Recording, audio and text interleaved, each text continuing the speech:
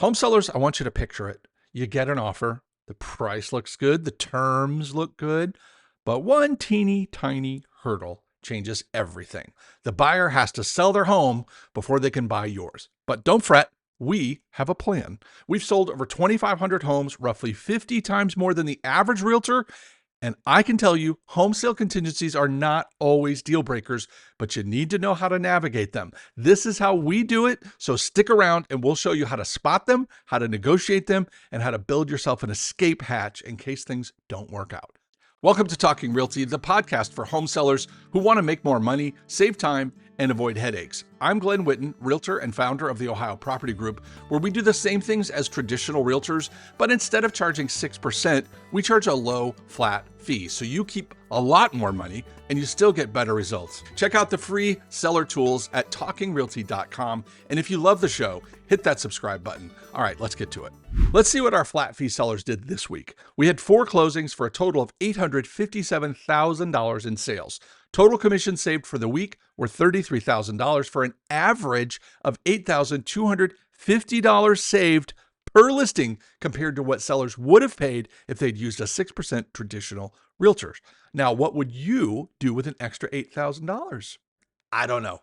But to find out, you got to check out OhioMLSFlatFee.com and see what we're doing for sellers. Home sellers, as you know, I talk with a lot of you every week.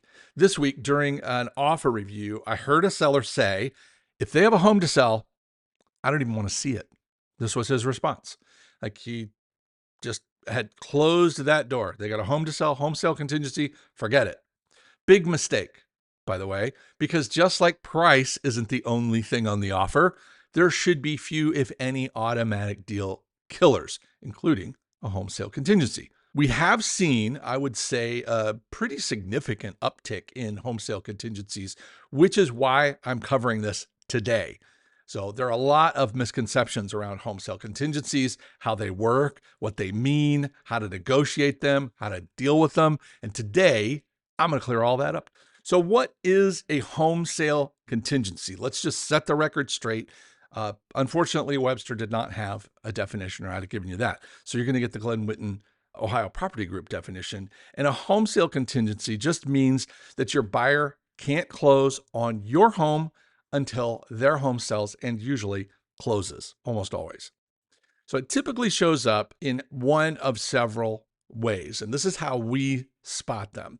Now, the easiest way to spot it is if it's spelled out, meaning that it's clearly stated in the purchase contract, either as a checkbox. Many forms have a checkbox that says that this offer is or is not contingent on the sale of another home, and then it usually gives you a line or two to describe said home. Most people put an address in there, but not always.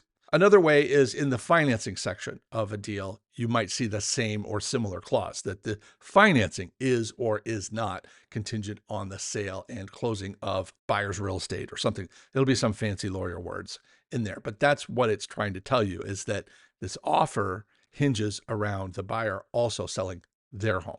Sometimes it's not in the offer, but there's an addendum. So this is why we tell you RTFC, read the freaking contract, and that means every line of every page. So if you see 5 attachments, don't just pull up the offer and zoom in on the price and the closing date, because that's what a lot of sellers do.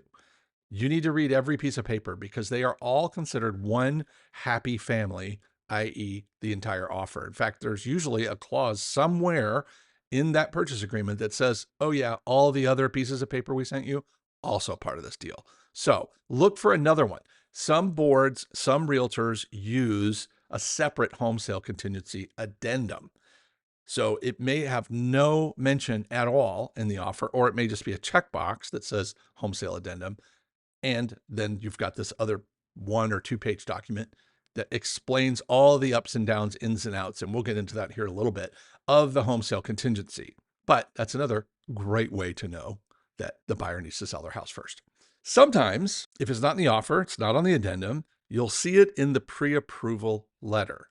Now, far be it from me to lecture you about the value of getting a pre-approval letter and vetting that pre-approval before you start talking turkey with the buyer, but I digress. You all know better. So if you don't have a pre-approval letter, get one. Don't do anything else till you get it. And once you get it, contact whoever allegedly wrote that letter and make sure that everything's legit, everything's on the up and up. So you'll see wording in a pre-approval letter that has to do with this pre-approval is contingent upon. And usually it says things like clear title, an appraisal, a handful of other things. Look in there for a little bullet point that says loan approval contingent upon the sale and closing of borrower's current residence, or the loan is the loan approval is contingent upon the sale and closing of, and then an address. So the third way to spot this thing, if it's not mentioned in the offer of the addenda or it's not mentioned in the pre-approval letter, is it's not written anywhere, but the buyer's asking for what I would consider an unusually long time to close. Normally we see contracts come in, say on the first of the month, that want to close by the end of the month or within the first week of the next month. So call it 30 to 40 days. That's a typical conventional FHA, VA type purchase agreement. If you're seeing one that's more than 45 days, 60, even 90, sometimes we get them that are 4 or 5 months out. Hello, huge red flag. They're probably trying to buy time to sell their current residence. Now, whether they forgot to tell you or the agent just was so inexperienced they didn't know that because there was no checkbox, they had to tell you anyway. This is something that needs to be disclosed. And I don't care why it's not in there. I just need you to make sure that if it's not there, that it's not supposed to be there, and that if it is there, that you know about it. So the pandemic, when we were rolling through those glory days, that market masked a ton of these. We had buyers that came to us with no mention of a home sale contingency, and they weren't asking for an unusually long time, maybe 45 to 60 days. Well, luckily for them, they had us because we don't take chances on this. If there's no mention of a home sale contingency, we ask anyway. We ask everybody because I want people to tell me. And I want them to tell me in no uncertain terms whether or not there is a home sale attached. But a lot of home buyers just sort of hazed over this because properties were selling so fast and they didn't want their offer to get spat out by the seller in a bidding war because, oh yeah, you've got a home to sell, automatic kill. Because I've got 9 other offers that don't have a home to sell, at least I think so. But those days are no longer reality. Now, as the market shifts and starts to balance a little more, these home sale contingencies are actually making quite a little comeback, especially for homes above like 300,000-400,000, kind of the average of Ohio. If they're getting above Ohio average, it's even more common. So don't be shocked when it happens. Just know how to spot it and how to protect yourself. And that's what we're doing today. Hey folks, almost every seller I know has at least a few questions about the process, which is why we offer a totally free, no obligation, one-on-one strategy call for anyone with a property to sell in Ohio. On that call, we're going to help you plan your listing launch. We're going to nail down your price. We're going to make sure you're ready for offers and inspections and appraisals and hopefully help you get a bidding war off the ground. Check the show notes, the YouTube comments, or just head over to talkingrealty.com and book your free call right now. Seriously, hit pause, go do it now, and I'll talk to you soon. Let's get you on the right track. All right, back to the show. So how do we verify it? Like I said, if it's in the offer, fine, that's your first clue. And if it's on a separate addendum, that's your next clue. And if it's on a pre-approval letter, that's your next clue. But if it's none of those places and they have a long closing, or even if they don't have a long closing, as I mentioned, during the pandemic, we ferreted out a lot of these through good due diligence. We ask every lender every single time, and we ask every buyer's agent. Now, buyer's agents, believe it or not, might not know. So simply asking the buyer's agent whether or not this is contingent on a home sale isn't, and to me, that's not, I mean, that's a good idea, but I wouldn't hang my hat on it. The lender, on the other hand, that's another story. We literally email the lender their own letter. We just email it right back to them. And we say, is this loan contingent on the sale or closing of any other property? Now, we have a template for this that we fire off every time we get an offer, but it's not rocket surgery. It just essentially says to the lender, hey, we got this offer and your letter was attached. Please see the letter I sent you. There's a copy of what we got. Can you tell me Is this loan contingent on the sale or closing of any other property? Okay, and I noticed I didn't ask about the buyer's residence. I asked about any other property. And do not proceed until you have that answer in writing from the lender. See, lenders, loan officers, at least in Ohio, have to have a license. I believe this is true of all 50 states. But anyway, in Ohio, lenders have to have licenses, and they're usually very attached to them, just like I am to mine.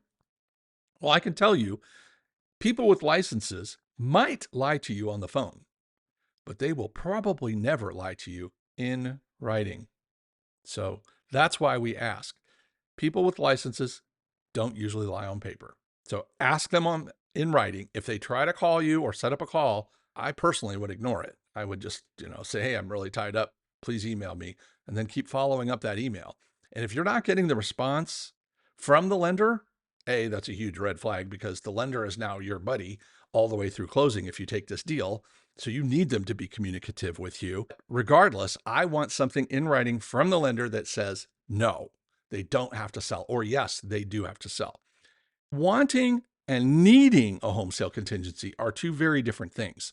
So if they want it, meaning the buyer, if the buyer wants a home sale contingency, if they want their deal tied to the sale of their home, this is leverage for you now and later. What I mean by that is, if they don't have to have it, but they just want it, there are many opportunities where that information could come in very handy. Say, for example, if we're in a right of first refusal, which I'll get to here in a short time, that's a good time to know whether or not they can remove it.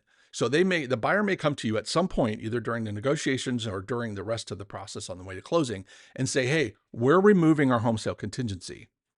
You need to get to the bottom of that, because if the lender has said they have to have it, and now they're saying they're removing it for one reason or another, you need to nail that down. You need to get back a hold of the lender and say, hey, they're telling me they don't have to sell their home anymore. Is that true? Now, if they need it, then they need it. Then if they try to remove it, then it's going to be much more difficult for them to do so, unless they have bridge options or something like that, which is why you talk to the lender. Buddy up to that lender all the way through. But if they try to hide it from you in the beginning and you get a gut feeling that says these people are shady, well, it doesn't mean you shouldn't take the deal. Depends on what else you got going on and how anxious you are to sell. But truth number 9, how you do anything is how you do everything. So if they're going to BS you during the offer process, odds are they're going to keep BSing you. People don't generally selectively BS the other side when it suits them. So once you've spotted it, you know it's there. Now we need to negotiate it, because this is not just a cookie cutter thing. Well, it is in my world. But when they come to me, when these home sale contingencies show up on my radar for my listings, typically they're all over the place. Sometimes it's just a blurb. Hey, this deal contingent on the sale of 123 Main Street, and that's the end of it. Okay, well, that's not nearly enough language for old Glen.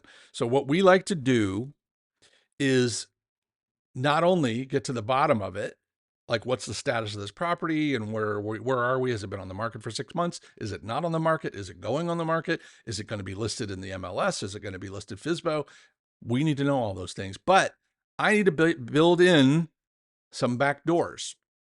And the first one I like to build in is called a right of first refusal.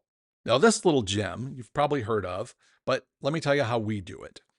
This clause lets you keep showing your house and, more importantly, fielding offers.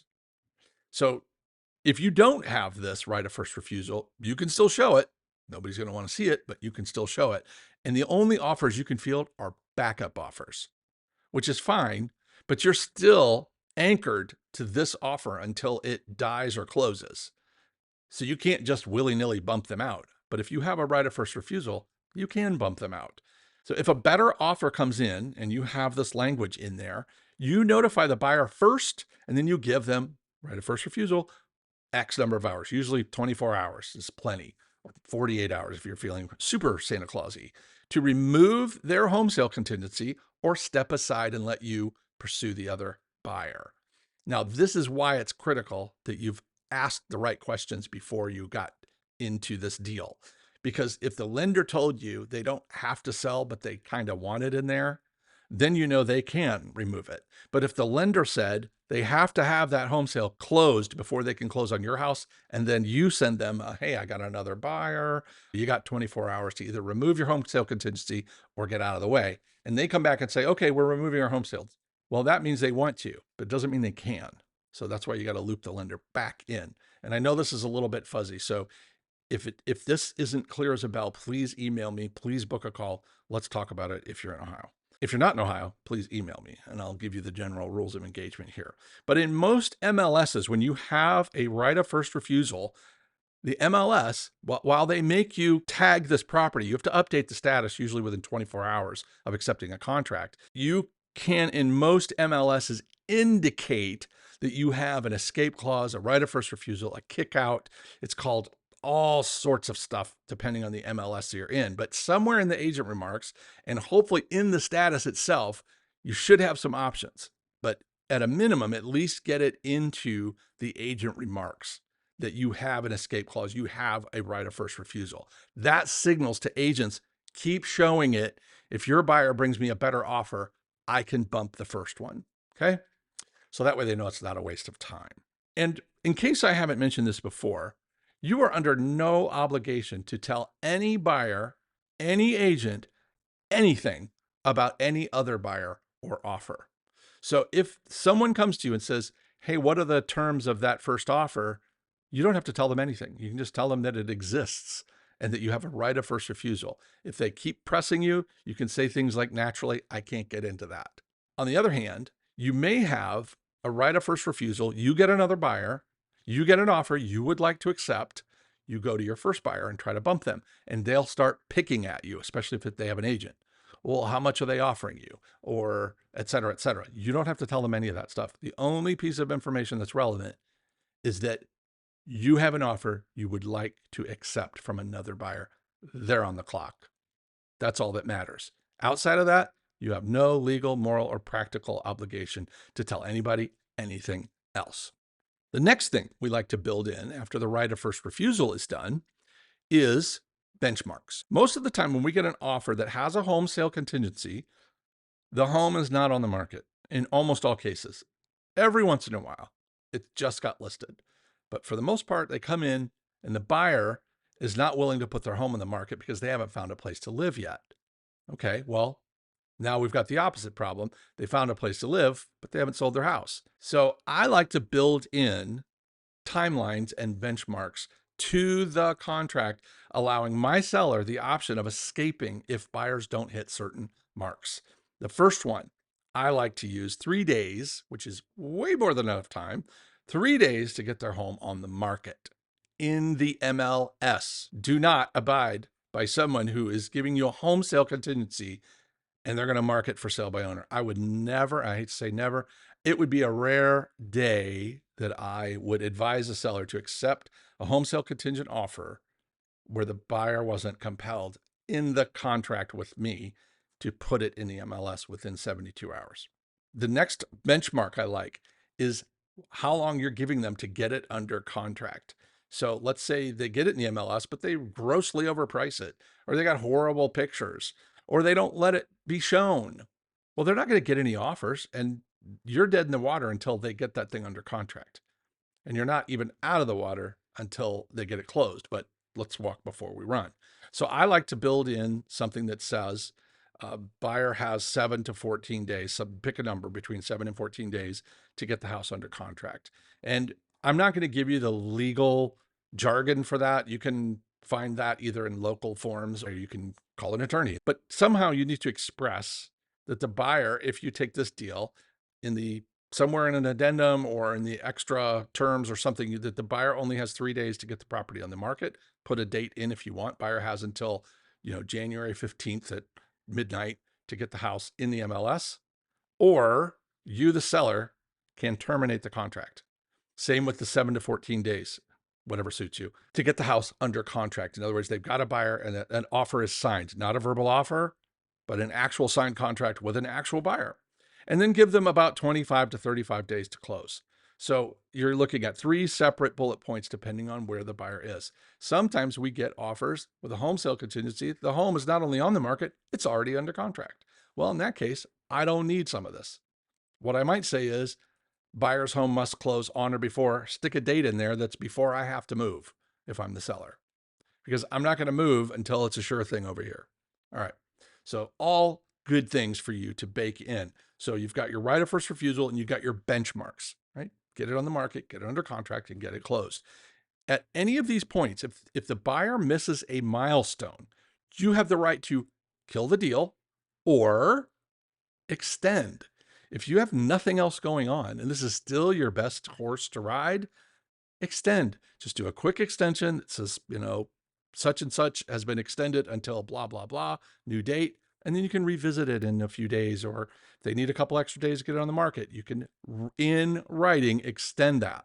But if you ignore that deadline and you don't terminate, it's as if you've accepted the fact that they're not on the market. And that's no good. Don't mess with deadlines. Just extend them or kill the deal. So the biggest one we see is when we build these benchmarks in, we'll get it under contract, they'll get it on the market within their 3 days, and then all of a sudden we're coming to the end of that get it under contract milestone, and the agent wants more time. Now, there's a couple of ways to handle this. I'll tell you what we do, then you do you. I like them to tell me what's going on, first of all. Have you had any showings? Have you had any open houses? Have you had any offers? Now, naturally, they don't have to tell me any of this, but if they want my seller to extend, I need some data. The other thing I look at is I pull comps on the house. I'm going to look at, pull a realist report. I'm going to do something to tell me, okay, they're on the market. Now I can see it. I can hop on realtor.com. I can hop in the MLS and I can see everything I need to see about that buyer's home sale. If I think it's overpriced, I'm going to not so gently suggest that we will extend, but only if the buyer agrees to lower their price on their current home and hold an open house. Again, mileage may vary, but that's how we do it.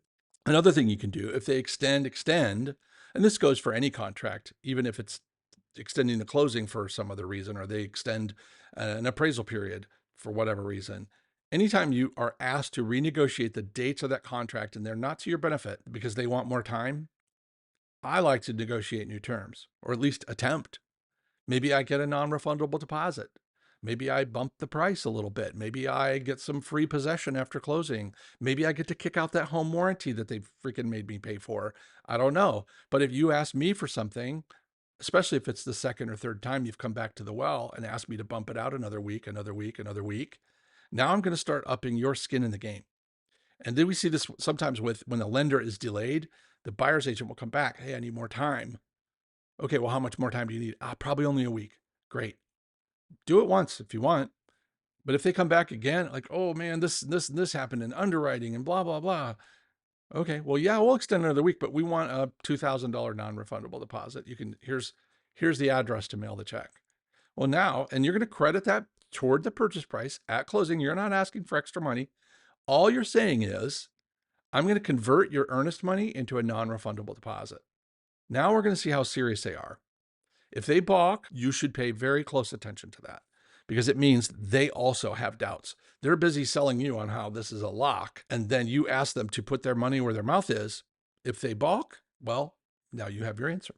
But any reasonable buyer is not going to have an issue with some of these things because they believe what they're telling you.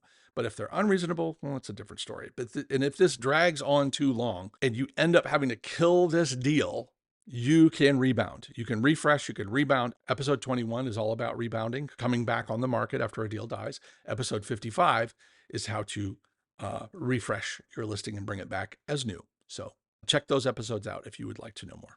Home sellers, this episode of Talking Realty is brought to you by our friends at Associates Title. This team is shaking things up by focusing on what truly matters, putting you, the customer, first. Whether you're buying or selling or investing, whether you're for sale by owner, whether you're working with a realtor, doesn't matter. They've got your back with incredible cost savings and the latest technology to streamline the process. Their secure online portal keeps everyone in the loop, from buyers and sellers to lenders to agents, all while keeping your data safe and communication crystal clear.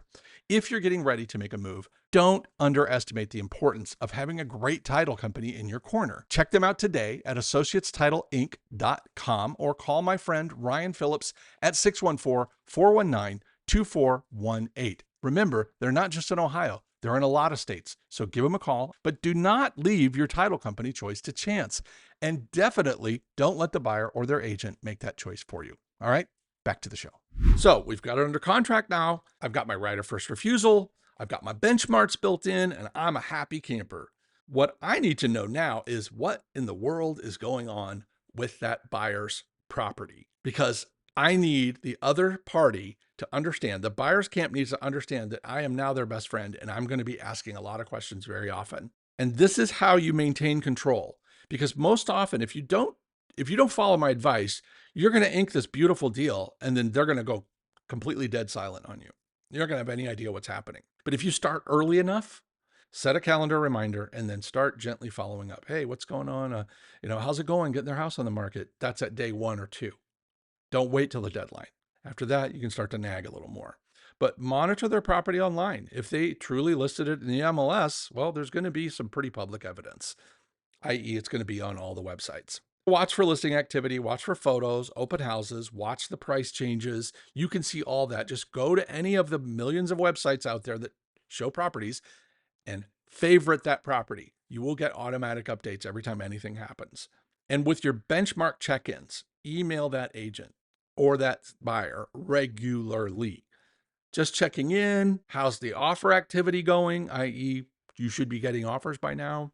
Any thoughts about a price reduction? How did things go at the open house? Just friendly follow-up that lets them know you are paying attention, because remember, you guys are now partners. You can't sell until they do.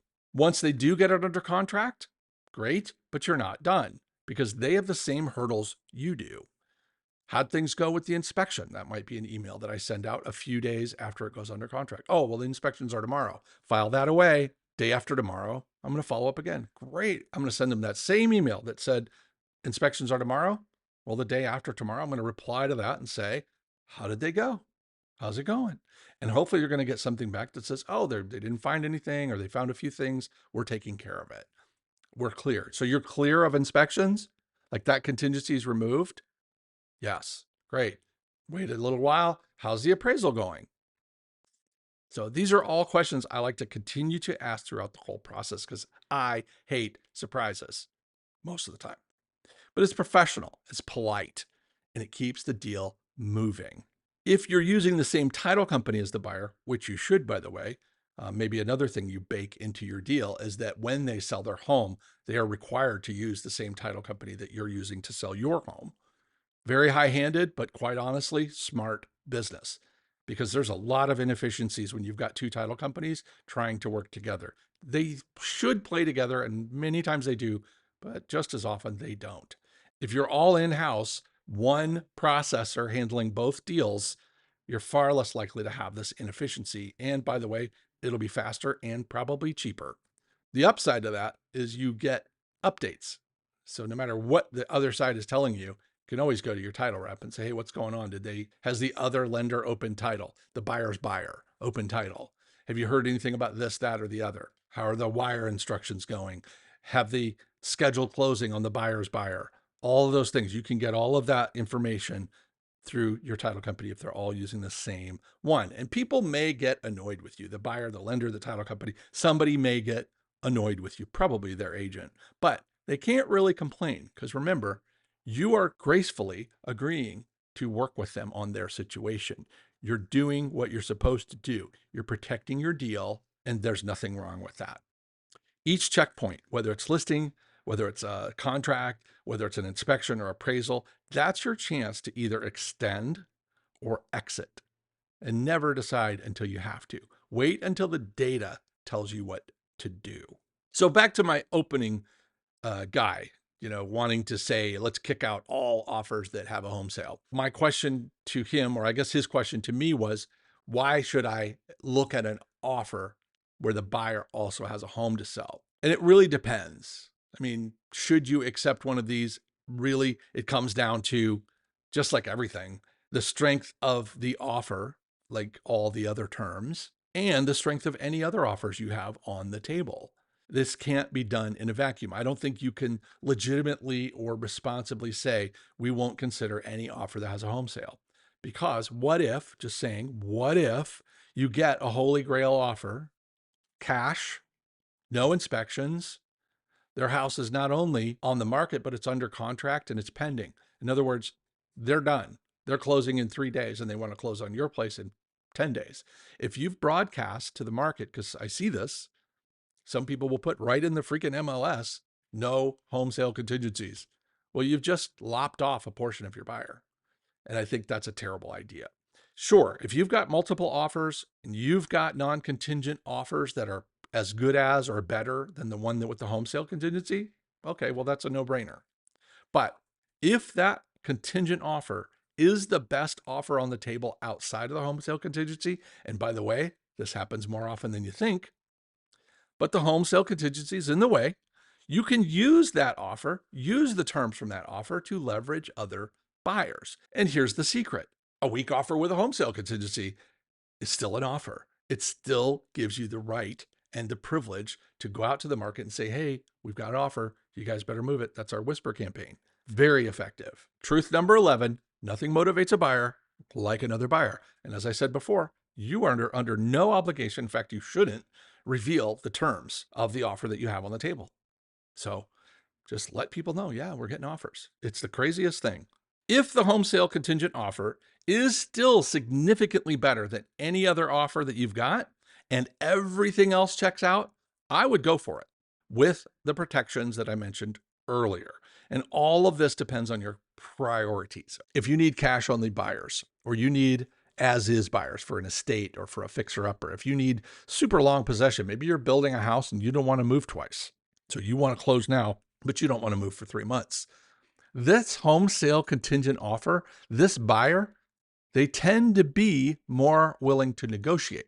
They know their offer is weakened significantly by having to sell their home, and that puts them at a disadvantage. So they're typically willing to make up for that in other areas. Price is one, other contingencies is another, and flexibility is another.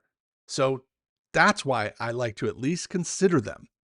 Right? Truth number 6, more buyers equals more offers equals more money. Nowhere in there is there an asterisk that says, unless they have a home to sell. And if an agent or a buyer asks, because they love to do this, hey, your house on blah, blah, blah, would your seller consider a home sale contingency? Don't take the bait. This is like saying, would your seller take, and then a number. Don't take the bait. Simply say, naturally, that will depend on the rest of the offer and any other offers they're considering. You can't evaluate anything until you see the full terms, and they need to be in writing. I don't mind letters of intent from investors on investment properties because it does expedite the process. But on retail listings with retail buyers, I think you should just take the 5 minutes and write the offer so we know everything. There are no question marks. You don't get a handshake together and all of a sudden we're renegotiating. Oh, did I say that? I don't think I said that. I think what I said was, well, how would we know? So get it in writing and then start making decisions, not before. The takeaway here is that in this current market, home sale contingencies, they're back. And they don't have to be terrifying ordeal killers. The key is to spot them early, negotiate them very well, and then track them very closely. So protect yourself with the right of first refusal, use very clear benchmarks, and never assume anything unless you get it in writing. Do that, and you can turn what most sellers see as a liability into an opportunity, because the right contingency handled the right way can still lead to a smooth and very profitable closing. And with that, I'll let you get back to your day. Thanks for sticking around. Hopefully you learned a little something or maybe had a little bit of fun. The Talking Realty podcast is brought to you by the Ohio Property Group, a family-owned company where we sell homes for a low, flat fee. If you've got a question, you've got a guest or a topic that you'd like to see in a future episode, I would love to hear from you. Just head to talkingrealty.com and say hello. Until next time, keep making smart moves in your real estate journey. For the Ohio Property Group, this is Glen signing off. And remember, you can sell it. We can help.